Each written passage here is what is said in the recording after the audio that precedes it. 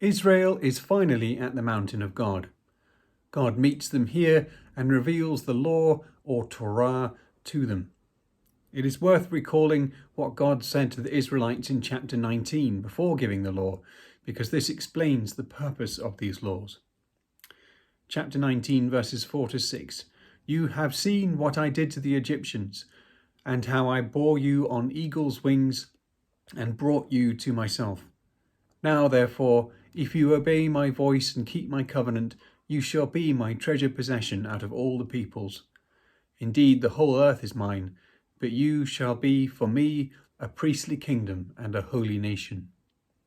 The laws, as we shall see, have a mixture of purposes and will benefit Israelite society so that it will be just and prosperous. But the ultimate purpose of these laws is to reflect God's character. If they live with justice and holiness, they will be recognized as belonging to this God, and will therefore serve him worthily as priests for the rest of the world. The revelation began with the 10 Commandments, or as they are known in Hebrew, the 10 words. After this, in chapter 20, verse 22, here begins what is known as the Book of the Covenant. This lasts until 23:33. The title, Book of the Covenant, comes from chapter 24, verse 7, where we read, Then he took the book of the covenant and read it in the hearing of the people. And they said, All that the Lord has spoken we will do, and we will be obedient. The laws we encounter here are varied and quite particular to their situation.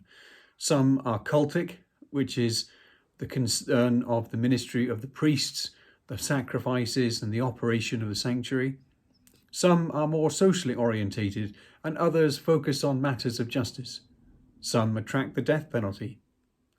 The laws of the 10 Commandments are an example of apodictic law. These are commands given without any explanation. What we come to here in chapter 21 and 22 are casuistic laws, or case laws. These are identified by if and then language, such as in verse 3. If he comes in single, he shall go out single. If he comes in married, then his wife shall go out with him. Slavery is very ancient and widespread in the world. You could be enslaved through war, or born into slavery, sold into it, or sell yourself. Perhaps the case law begins with slavery here because the Israelites have just been rescued from over 400 years of it, and now they are being told how to manage it amongst themselves. The most notable feature is that you could not hold on to a slave for more than 6 years without their consent. If someone accrues too much debt, perhaps years of crop failure, they could sell themselves to pay it off. But if it was better for them to stay in that service, they could.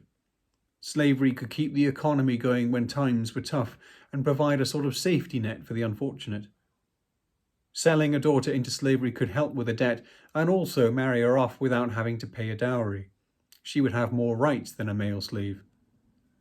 In verses 26 to 27, we see that slaves should be free if the owner damages them.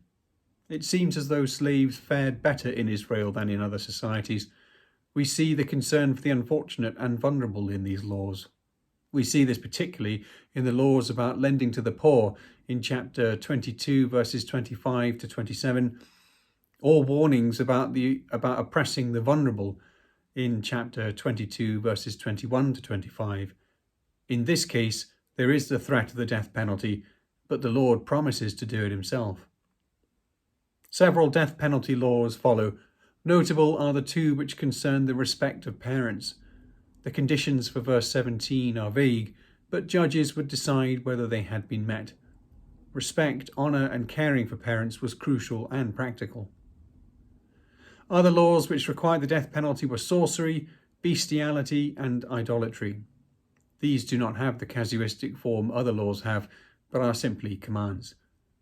Injuries could be paid for in certain circumstances. In others, punishment of an equal nature was required, the lex talionis. We see this in verses 22 to 25.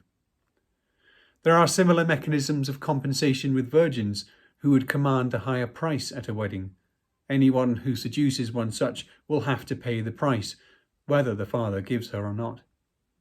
There are various laws to do with keeping animals, particularly dealing with cases where they injure people or damage crops.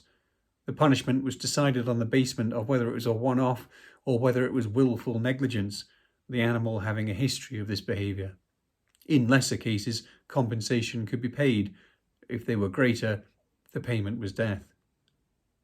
Judges would probably not use these laws in cases like they would today, where the wording would be argued over in minute detail. They would be more like guides, training their legal minds to sift through levels of harm and blame. It may also be the case that sometimes Moses or a priest would have to inquire of God with an oracle or some other mechanism to let God decide directly, as in verse 9.